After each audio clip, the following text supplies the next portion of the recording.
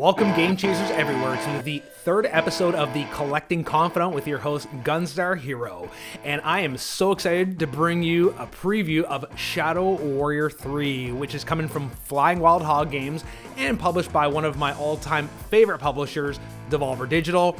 And this one is actually coming to you from a different website than we've been talking about. The first couple episodes were focused on games from limitedrungames.com, of course, the granddaddy of the whole online limited run physical video games phenomenon. But then we of course had other websites popping up, and one of the other great ones is specialreservegames.com, which has a specific focus on titles published by Devolver Digital. And this game has got me excited. I do have the first two Shadow Warrior games. They're fun, arena-based, ninja-style, swordplay, gunplay romps with a heavy non-PC sense of humor courtesy of the main character, Lo Wang, who's like this bitter shogun who works for his arch enemy named Zilla. And they're teaming up in this third iteration to bring you this intense, gory, kinetic, balls-to-wall bloodfest set in ancient neo-feudal Japan.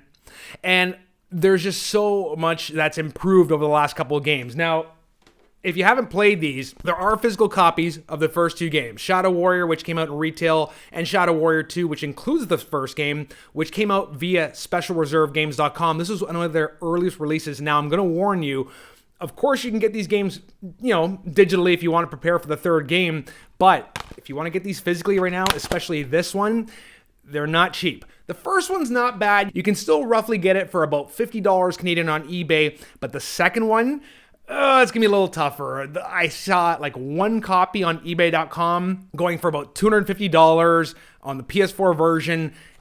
Maybe if you want to settle for the PC version on a disc, you can get that for $50, but they're not easy games to get. That's why, like I said on earlier episodes, with these limited run, specialreservegames.com sites, you want to act quickly because once these are gone, they're gone. And this game, Shadow Warrior 3, is available until Friday, April the 15th at 1 p.m. Central Time via www.specialreservegames.com. It is a bit pricier than the usual games you see. This one's going for $54.99 US plus shipping. And for example, if you're in Canada, that's going to equate to about $90 Canadian. So it's about the same price as buying something in store like your regular AAA physical release.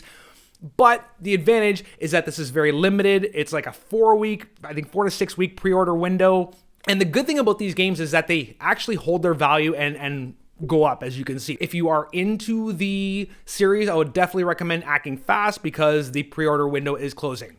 So, back to the game. There is so much that has been improved over Shadow Warrior 2. And the first thing that stuck out right away is the frame rate. Now, it's not perfect on the PS4 or PS4 Pro. It's pretty decent on the PC. It mostly hits 60, but on the PS5, using backwards compatibility, which is the way I'm going to be playing this hits a full 60 frames a second, which is insanely awesome, considering that the second game only ran at 30, pretty much, with a bunch of motion blur. And while that was okay for the time, a game like this, which is so kinetic and fast-paced and dependent on like precision attacks, needs that extra frame rate, which is a welcome addition to Shadow Warrior 3, in addition to the incredible new graphics engine which got overhauled for this new game. So much gore, so much incredible lighting. The way they've done neo-feudal Japan is just so beautifully rendered.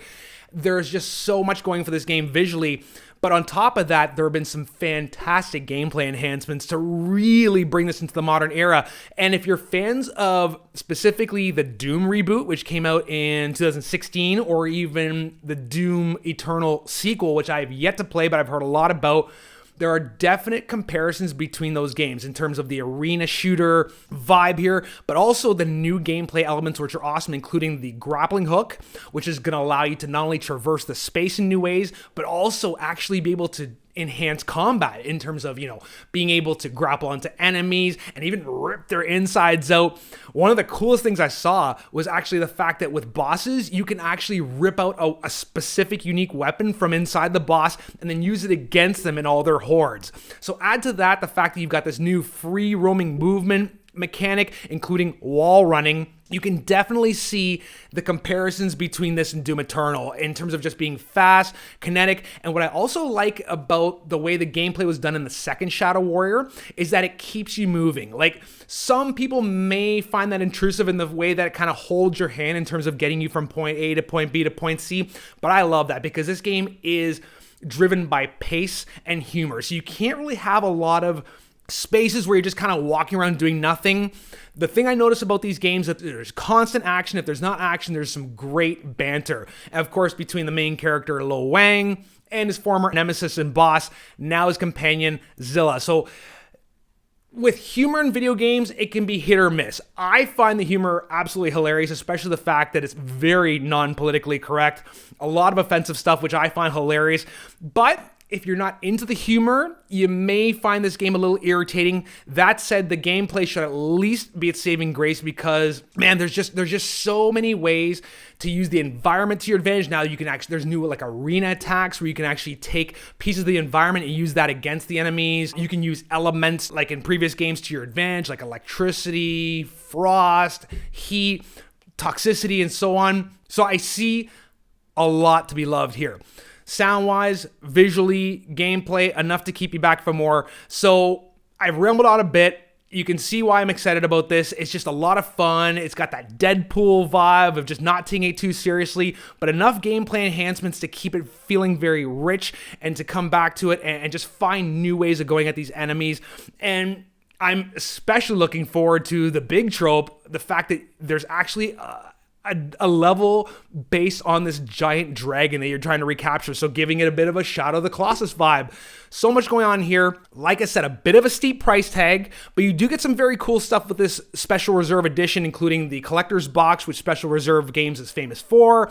And what they're saying is that there's going to be unique blood splatter on the box. There's also going to be an art print inside of it, and the actual physical disc. Now, knowing that this is only going to be for PS4. There is not going to be a PC version of this or a PS5 version. This one's just for PS4 physically. But of course, this game is digitally on Steam, PS4, and of course Xbox One, and that's been out since March 1st. Like I said, the deadline ends March 15th, so you've got a little bit of time to get that from www.specialreservegames.com. Thank you for watching the third episode of The Collecting Confidant with your host, GunstarHero. Make sure you like and subscribe, and I'll see you on the next one. Later, Game Chasers.